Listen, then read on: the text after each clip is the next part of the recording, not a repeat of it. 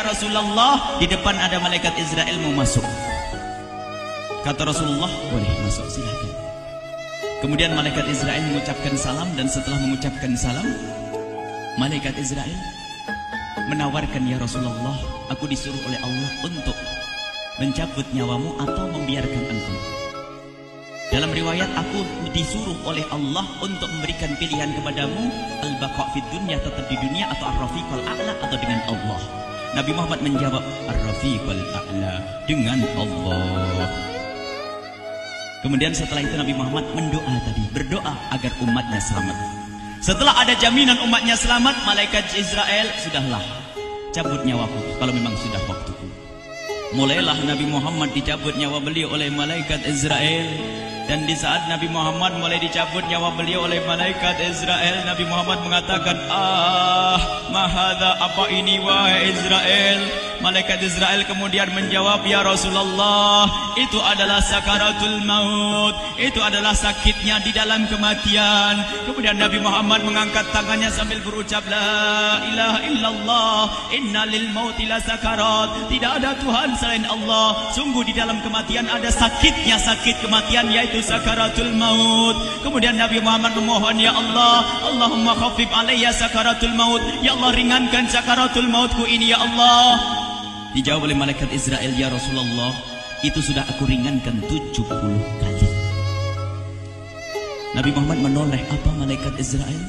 Sudah kau ringankan 70 kali keringanan? Iya ya Rasulullah, sungguh aku tidak pernah mencabut seorang hamba lebih lembut dari cara mencabut nyawamu. Ini sudah aku ringankan 70 kali. Setelah itu justru Nabi Muhammad menangis, Israel, 70 kali rasanya masih sakit. Iya ya Rasulullah, memang itu sakaratul maut. Lalu bagaimana engkau mencabut umatku, wahai Israel? Allah, yang diingat siapa? Umat. Kalau engkau mencabutku dengan ringan seperti ini masih sakit, bagaimana engkau mencabut umatku, ya Israel?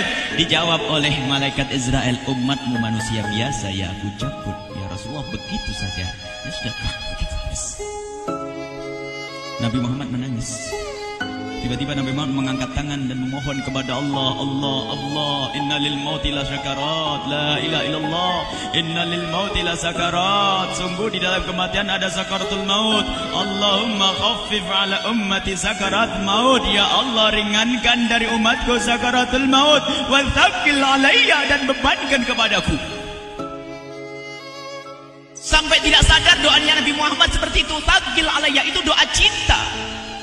Seorang ibu yang pernah punya anak, tuh lihat kalau doa Rasulullah ini masih diragukan. Bagaimana Rasulullah bisa doa begitu? Itu bahasa cinta yang tidak bisa diterjemahkan dengan oleh akal. Seorang ibu kadang-kadang, ibu yang di belakang, ibu mau dikasih sakit oleh Allah? Mau, Bu? Ibu jauh sekali. Ibu mau dikasih sakit? Jawabnya tidak mau. Tapi suatu ketika seorang ibu melihat anaknya sakit, ngomong, sudahlah nak, jangan kamu yang sakit, biar ibu yang sakit. Ada atau tidak? Kenapa ngomong begitu? Itu bahasa cinta itu. Tidak rela kalau anak ini sakit, biar aku saja yang sakit. Itu yang dirasakan Rasulullah. Sakaratul maut begitu sakitnya, membayangkan betapa sakitnya umat Nabi Muhammad di saat dicabut nyawa beliau. Maka Rasulullah mengatakan, ya Allah, ringankan sakaratul maut dari umatku, bebankan kepadaku saja, ya Allah.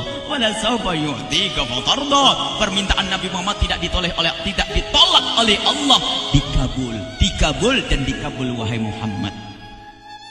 Sallu ala Nabi Muhammad.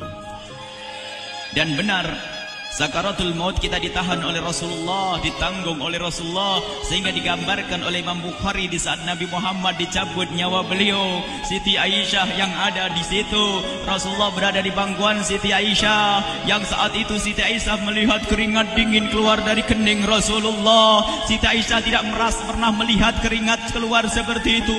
Bahkan di saat dipegang kepala Rasulullah, panasnya melebihi dari panasnya orang biasa. Setiap kali ada kain dicelupkan di air, ditempelkan di kening Rasulullah langsung mengering. Saat itu Nabi Muhammad mengucapkan kalimat la ilaha illallah innal mauti lasakarat. Kemudian Nabi Muhammad berpesan dengan banyak pesan, dan di antara pesan Rasulullah adalah akri minni ala ummati salam, akri minni salam ala ummati wa ala man ittaba'ani wa ala man tabi'ani min ila yaumil qiyamati. Aku titip salam kepada umatku dan orang yang mengikutiku sampai hari kiamat. Sadari salam Rasulullah. Sebelum meninggal masih ingat titip salam. Salam kepada siapa? Bukan salam kepada siapa-siapa, tapi salam kepada kita. Maka mari kita mengucapkan salam kepada Rasulullah, karena Rasulullah sudah salam duluan kepada kita. Mari kita sejenak bersalam kepada Rasulullah dan hadirkan Rasulullah ada di mata kita dan di hati kita. Mari kita bersama-sama mengucapkan salam. Assalamualaikum ya Rasulullah. Assalamualaikum ya Rasulullah. Assalamualaikum ya Habiballah. Assalamualaikum ya Nabi Allah. Rasulullah mengucapkan salam untuk kita. Dan di saat itu Rasulullah keringat dingin keluar, maka oleh Siti Aisyah diusap. Oleh Siti Aisyah diusap, bayangkan saat itu Nabi Muhammad di pangkuan Siti Aisyah dan diusap oleh Siti Aisyah. Siti Aisyah berkata, keringat Rasulullah mengucur deras hingga aku usap, dan aku usap dengan tangannya Rasulullah. Diusap dengan tangannya Rasulullah.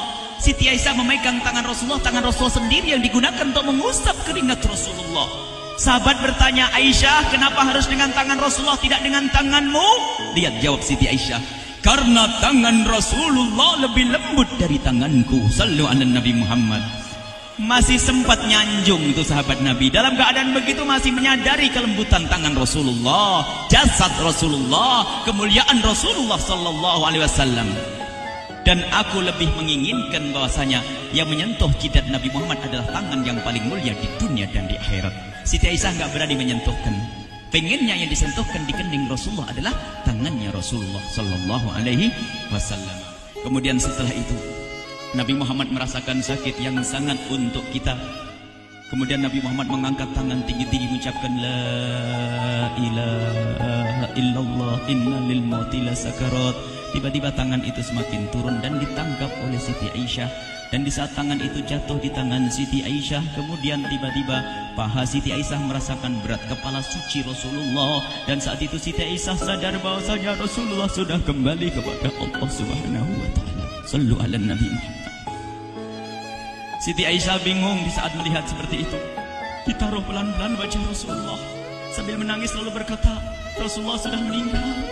Para sahabat Nabi pada bingung. Sayyidina Ali tiba-tiba terduduk, nggak bisa berdiri. Sayyidina Utsman nggak bisa ngomong. Ada orang Sayyidina Zaid berkata, aku baru melihat Rasulullah. Setelah ini aku tidak mau melihat lagi selain Rasulullah. Ya Allah, butakan mataku. Aku tidak ingin aku kotori mataku dengan selain Rasulullah. Dan dibutakan oleh Allah. Bermacam-macam kejadian saat itu. Madinah heboh, luar biasa dengan meninggalnya Rasulullah sallallahu alaihi wasallam.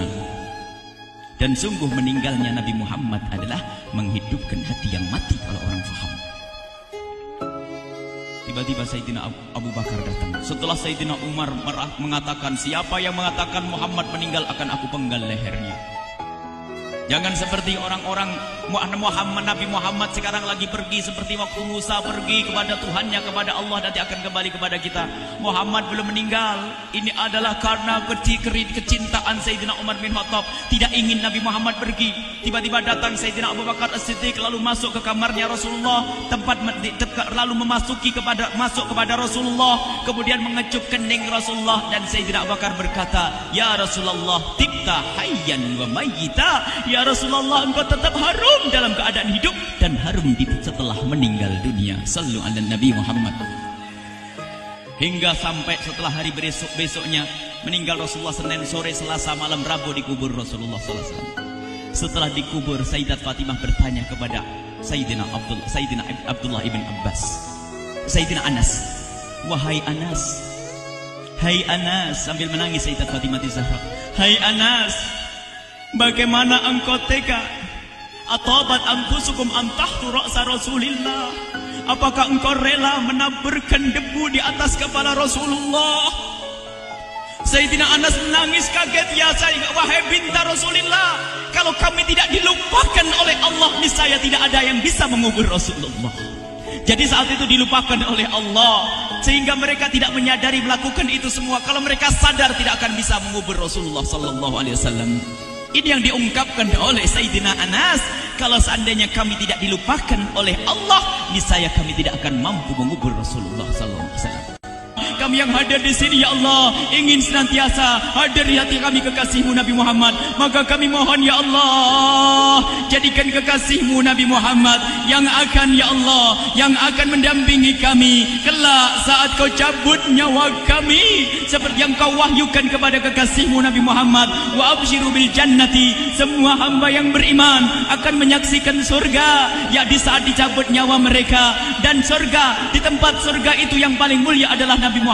Maka kami mohon, ya Allah, saat Kau cabut nyawa kami, ya Allah, hadirkan Nabi Muhammad di hati kami, ya Allah. Dan kami mohon, ya Allah, saat di alam barzah nanti, ya Allah, saat yang sangat mengerikan itu, ya Allah, kami mohon hadirkan kekasih-Mu Nabi Muhammad, sehingga kami tidak takut dan gentar lagi dengan malaikat mungkar nakir. Dan ya Allah, kami mohon di saat di padang mahsyar nanti, ya Allah, hadirkan kekasih-Mu Nabi Muhammad. Jadikanlah kekasih-Mu Nabi Muhammad yang akan menemani kami dan akan membonceng kami, membawa kami ke telaga Kausar. Lalu kami diberi air minum dari air telaga Kausar hingga kami tidak akan haus selama-lamanya. Ya Allah, jadikan kekasih-Mu Nabi Muhammad yang akan menemani kami di saat kami menyeberang Siratal Mustaqim hingga kami tidak akan terjerumus ke neraka Jahanam. Dan jadikan kekasih-Mu Nabi Muhammad yang akan kami saksikan setiap saat di surga-Mu, ya Allah. Ya Allah, jadikan kekasih-Mu Nabi Muhammad yang senantiasa, ya Allah, kami lihat kelak di surga. Dan jadikan ucapan kami di akhir hayat kami kelak adalah, ya Allah, adalah kalimat agung dan mulia, La ilaha illallah Muhammadur Rasulullah. La ilaha illallah Muhammadur Rasulullah. La ilaha